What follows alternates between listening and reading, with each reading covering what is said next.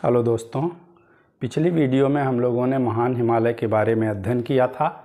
महान हिमालय का विस्तार, उसकी औसत चौड़ाई, उसकी ऊंचाई और महान हिमालय पर स्थित भारत एवं विश्व में प्रमुख चोटियों के बारे में हम लोगों ने पढ़ा था।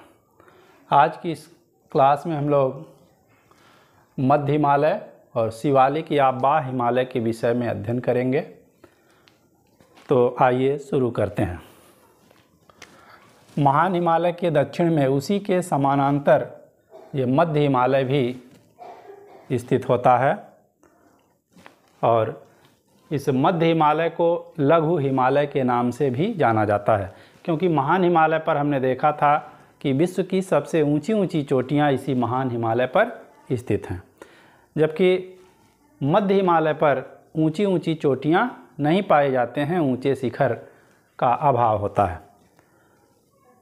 तो पहली चीज़ इसका हम लोग विस्तार देख लें तो इसका भी विस्तार मध्य हिमालय का, इसकी लंबाई जो होती है 2400 किलोमीटर, लंबाई लगभग जो होती है 2400 किलोमीटर पाई जाती है।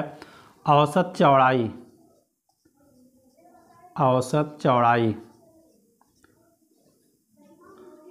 60 से 80 किलोमीटर, 60 किलोमीटर से लेकर के 80 किलोमीटर तक पाई जाती है। औसत ऊंचाई जो होती है मध्य हिमालय की, औसत ऊंचाई 3000 मीटर से लेकर के 4500 मीटर तक पाई जाती है। ये किस हिमालय की हम बात कर रहे हैं? मध्य या लघु हिमालय की। मध्य या इसी को लघु हिमालय कहते हैं, लघु हिमालय, मध्य या लघु हिमालय। हमने कहा कि मध्य या लघु हिमालय महान हिमालय के समानांतर उसके दक्षिण में विस्तृत है और इसकी लंबाई लगभग जो होती है ये 2400 किलोमीटर पाई जाती है और इसकी जो औसत चौड़ाई होती है 60 किलोमीटर से 80 किलोमीटर इसकी चौड़ाई होती है। महान हिमालय की औसत ऊंचाई हम लोगों ने 6100 मीटर पढ़ा था, लेकिन यहाँ पर देखिएगा मध्य हिमालय की औसत ऊंचाई जो होती है ये 3000 से लेकर के 4500 मीटर तक पाई जाती है। और मध्य हिमालय पर ऊंचे पर्वत शिखर बहुत कम पाए जाते हैं और इस मध्य हिमालय को नदियों ने जगह जगह से काट पीट दिया है। ये क्रमबद्ध अवस्था में नहीं पाई जाती है, बल्कि खंडित अवस्था में पाई जाती है और इन टुकड़ों का अलग अलग राज्यों में अलग अलग नाम होता है। जैसे हम देख रहे हैं कि मध्य हिमालय की सबसे पश्चिमी जो श्रेणी है इसको पीर पंजाल श्रेणी कहा जाता है। इसकी स्थिति अगर हम देखें किस राज्य में है तो यहाँ पर जम्मू कश्मीर ये होता है, तो ये मुख्य रूप से जम्मू कश्मीर में स्थित होती है। तो मध्य हिमालय की सबसे पश्चिमी जो श्रेणी है उसको पीर पंजाल श्रेणी कहते हैं। ये मुख्य रूप से जम्मू कश्मीर में होती है। उसके बाद देखिए इधर हिमाचल प्रदेश होता है। हिमाचल प्रदेश में मध्य हिमालय की जो श्रेणी होती है इसको धौलाधर कहा जाता है। उसके बाद उत्तराखंड में इसको मसूरी श्रेणी और एक श्रेणी और यहीं पर होती है उसको नागा डिब्बा कहा जाता है।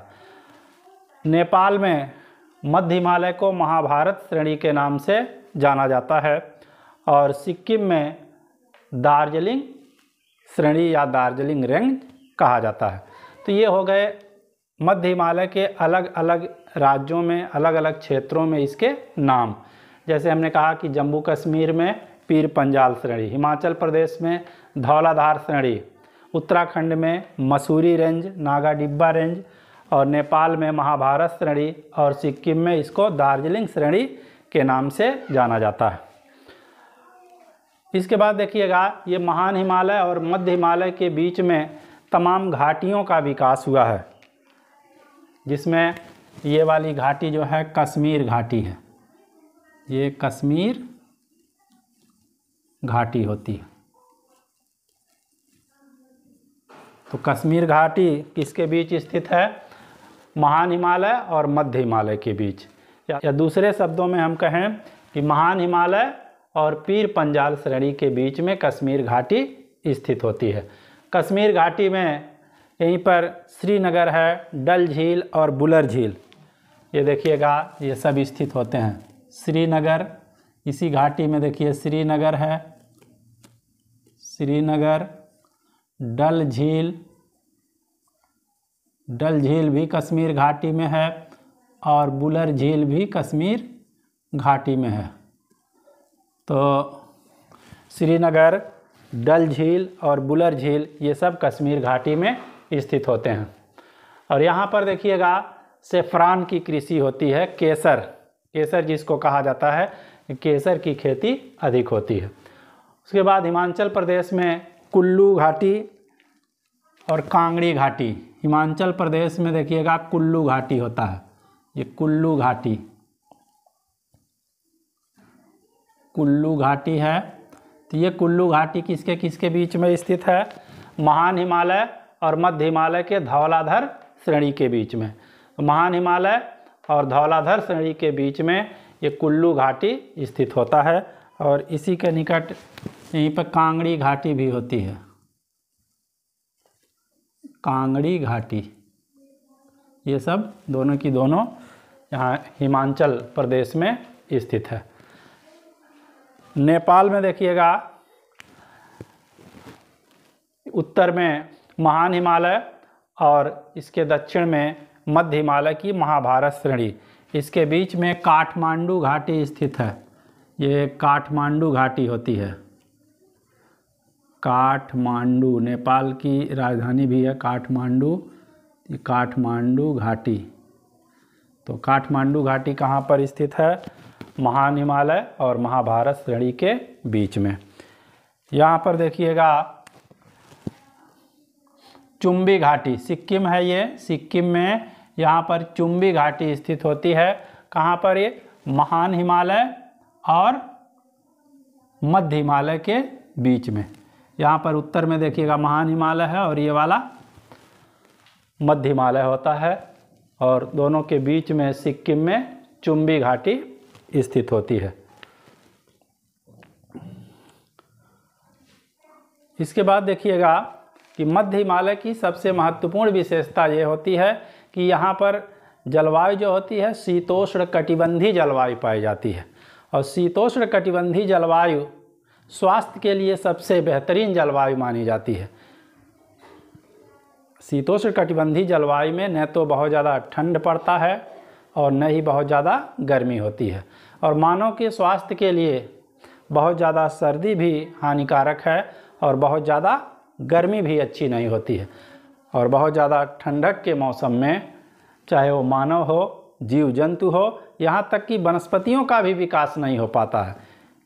इसलिए सबसे अच्छी जलवायु जो मानी गई है वो शीतोष्ण कटिबंधी जलवायु मानी गई है।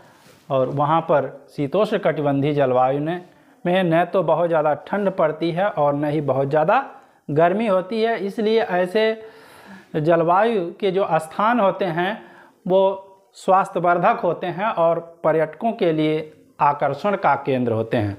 और यही कारण है कि मध्य हिमालय की ढालों पर तमाम पर्यटक केंद्रों का विकास हुआ है स्वास्थ्यवर्धक स्थानों के रूप में। जैसे हिमाचल प्रदेश में अगर हम देखें तो हिमाचल प्रदेश में शिमला, डलहौजी, धर्मशाला ये इसके कुछ पर्यटक स्थान होते हैं। उसी प्रकार से उत्तराखंड में रानीखेत, नैनीताल, मसूरी, रानीखेत, नैनीताल, मसूरी ये सब उत्तराखंड में स्थित होते हैं। ये पर्यटक केंद्र हैं, स्वास्थ्यवर्धक स्थान होते हैं। यहाँ देखिए खेत है, खेत के पास ताल है, ताल यानी खेत में जो उगाया जा रहा वो मसूरी। तो रानीखेत, नैनीताल, मसूरी ये उत्तराखंड में है। इस तरह से हम इसको याद कर सकते हैं। गर्मी के मौसम में मध्य हिमालय के ढालों पर जो बर्फ़ होती है वो बर्फ़ पिघलने लगती है, जिसके कारण यहाँ पर घास भूमियों का विकास होता है। मध्य हिमालय की ढालों पर गर्मी के मौसम में घास भूमियों या ग्रास लैंड का विकास होता है, जिसको अलग अलग राज्यों में अलग अलग नामों से जाना जाता है। जैसे जम्मू कश्मीर में इन घास भूमियों को मर्ग कहते हैं। जम्मू कश्मीर में क्या कहते हैं? मर्ग। जैसे गुलमर्ग, सोनमर्ग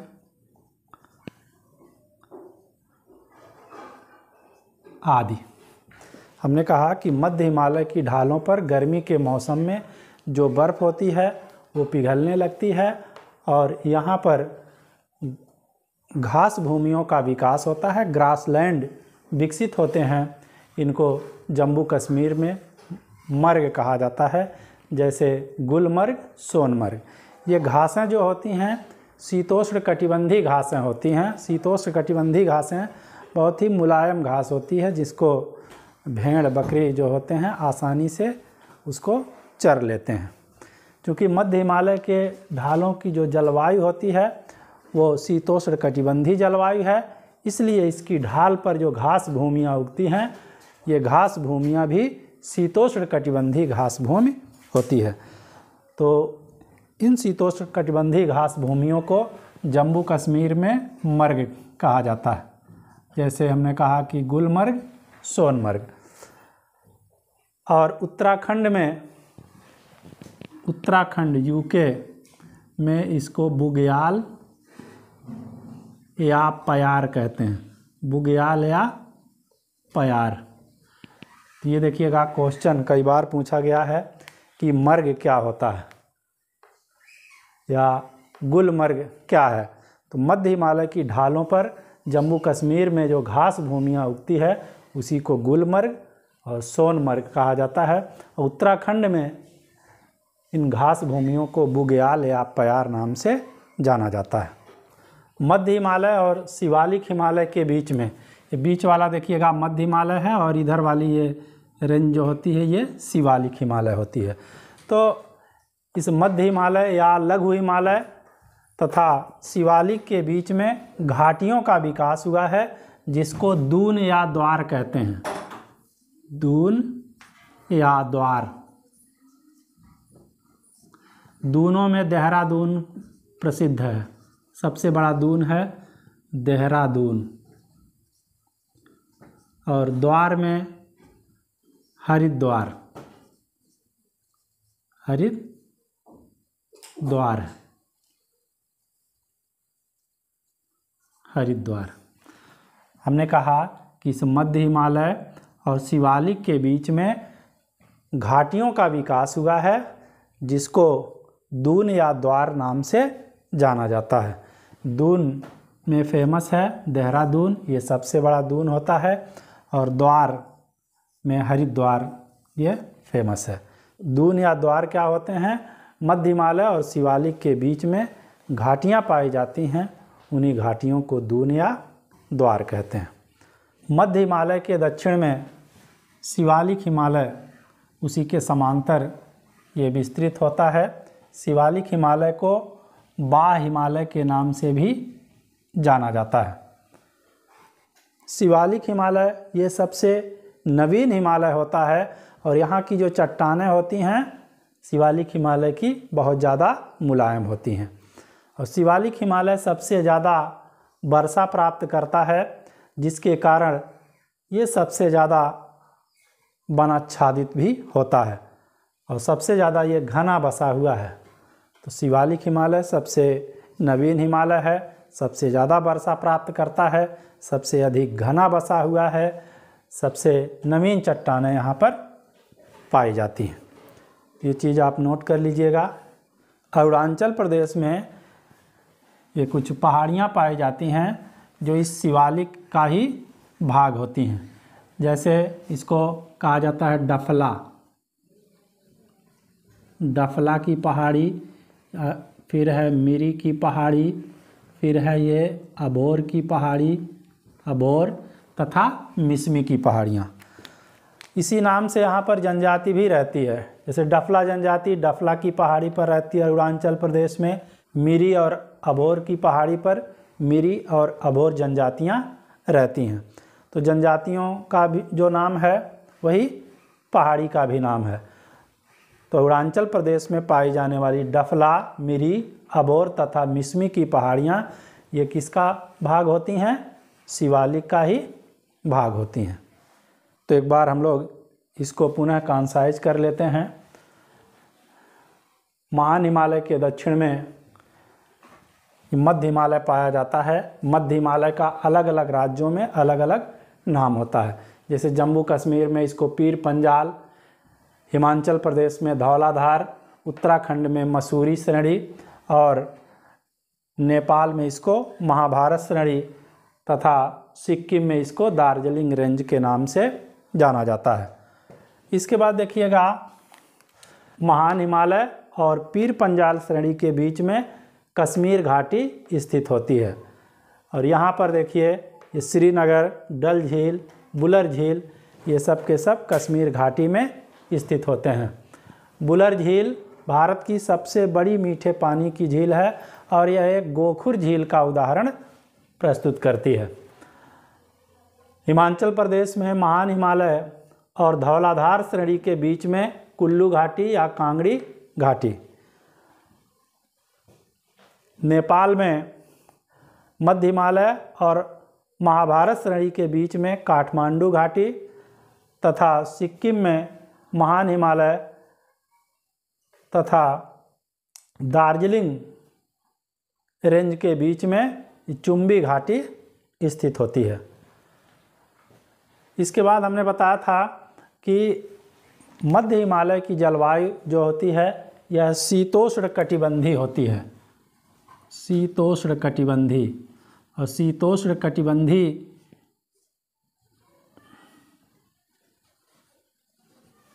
मध्य हिमालय की जलवायु जो होती है वो शीतोष्ण कटिबंधी जलवायु होती है। और शीतोष्ण कटिबंधी जलवायु स्वास्थ्य के लिए सर्वोत्तम मानी जाती है और यही कारण होता है कि मध्य हिमालय की ढालों पर अनेक स्थानों का विकास जो है पर्यटक केंद्र के रूप में हुआ है। जैसे हिमाचल प्रदेश में शिमला, डलहौजी, धर्मशाला, उत्तराखंड में रानीखेत, नैनीताल, मसूरी। गर्मी के मौसम में इस मध्य हिमालय की ढालों पर जो बर्फ़ होती है वो बर्फ़ पिघलने लगती है, इसलिए वहाँ पर ग्रासलैंड का विकास होता है। यहाँ पर मुलायम शीतोष्ण कटिबंधी घास भूमियाँ पाई जाती हैं, जिसको जम्मू कश्मीर में मर्ग कहा जाता है। जैसे गुलमर्ग, सोनमर्ग, तानमर्ग ये सब जम्मू कश्मीर में स्थित होते हैं और उत्तराखंड में उनको बुग्याल या प्यार नाम से जाना जाता है। मध्य हिमालय के दक्षिण में ये शिवालिक रेंज उसी के समांतर इस तरह से पाई जाती है। ये सबसे नई है, सबसे मुलायम चट्टानें इसी की होती हैं। शिवालिक श्रेणी सबसे ज़्यादा वर्षा प्राप्त करती है, इसलिए यहाँ पर वन बहुत ज़्यादा पाए जाते हैं और जनसंख्या की दृष्टि से ये सबसे घना बसा हुआ क्षेत्र होता है। मध्य हिमालय और शिवालिक के बीच में जो घाटियाँ होती हैं उसको दून या द्वार नाम से जाना जाता है। जैसे देहरादून, हरिद्वार, इसमें देहरादून सबसे बड़ा दून होता है। हिमालय को अगर हम देखेंगे तो पश्चिम में हिमालय जो होता है ये चौड़ा है और जैसे जैसे हम पूर्व की ओर जाते हैं हिमालय की तीनों श्रेणियाँ लगभग एक में मिल जाती हैं और ये स्पष्ट नहीं हो पाती हैं।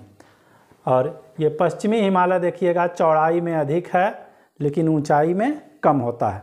पश्चिमी हिमालय चौड़ा अधिक है लेकिन ऊंचा कम है और ये पूर्वी हिमालय जो होता है ये चौड़ा कम है और ऊंचा अधिक है।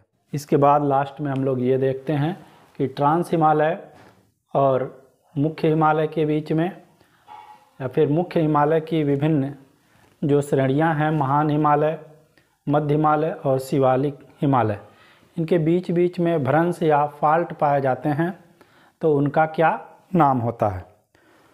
तो यहाँ पर आप देखिए कि यह ट्रांस हिमालय है, ट्रांस हिमालय, ये वाला ट्रांस हिमालय हो गया, ट्रांस हिमालय, और इधर ये मुख्य हिमालय है, ये मुख्य हिमालय है। दोनों के बीच में देखिएगा एक फाल्ट पाया जाता है जिसको ITSZ कहा जाता है, ITSZ। जेड। इसको इंडो सांगपो सचर जोन कहा जाता है। इसको आप लिख लीजिएगा ITSZ, इंडो सांगपो। टी देखिएगा साइलेंट होता है। Indo Tsangpo suture zone.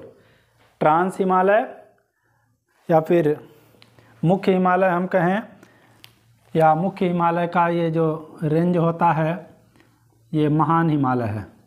तो इंडो सांगपो सचर जोन जो होता है ये ट्रांस हिमालय और महान हिमालय के बीच में पाया जाता है।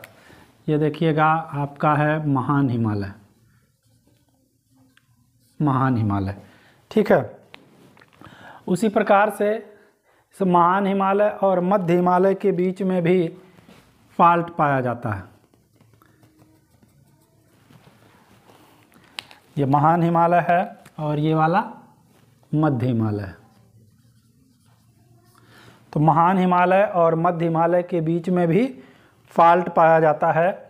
इसको MCT कहते हैं, main central thrust. MCT main central thrust ये किसके किसके बीच में पाया जा रहा है? तो ये महान हिमालय और मध्य हिमालय के बीच में पाया जाता है। MCT main central thrust. उसी प्रकार से ये सबसे दक्षिण में शिवालिक होती है। ये शिवालिक है।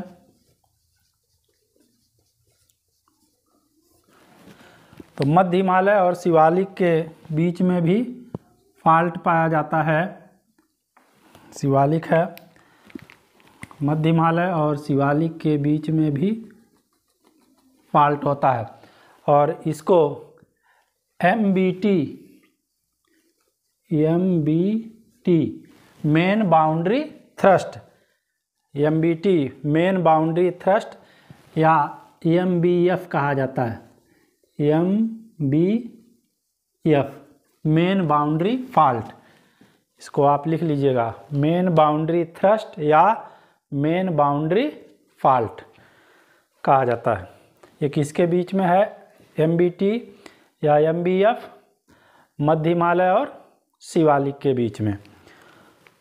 देखिएगा शिवालिक के दक्षिण में भी एक फाल्ट होता है जो इधर उत्तर के मैदान और शिवालिक के बीच में होता है। इसको HFF कहा जाता है। HFF Himalayan frontal fault, Himalayan frontal fault. ये शिवालिक और उत्तर के मैदान के बीच में होता है। तो इस प्रकार से हमने इन फाल्टों को देखा। ये ट्रांस हिमालय है। ट्रांस हिमालय और मुख्य हिमालय या दूसरे शब्दों में हम कहें ट्रांस हिमालय और महान हिमालय के बीच में ITSZ Indo Tsangpo suture zone होता है। फिर उसके बाद महान हिमालय और मध्य हिमालय के बीच में जो फाल्ट होता है उसको MCT कहते हैं, मेन सेंट्रल थ्रस्ट। मध्य हिमालय और शिवालिक के बीच में जो फाल्ट होता है इसको MBT या MBF कहा जाता है, मेन बाउंड्री थ्रस्ट या मेन बाउंड्री फाल्ट। शिवालिक के दक्षिण में जो फाल्ट पाया जाता है उसको HFF या हिमालयन फ्रंटल फाल्ट के नाम से इसको जाना जाता है। तो इस प्रकार से आज के क्लास में बस इतना ही। इसके बाद हम मिलते हैं एक नए क्लास में। तब तक के लिए धन्यवाद।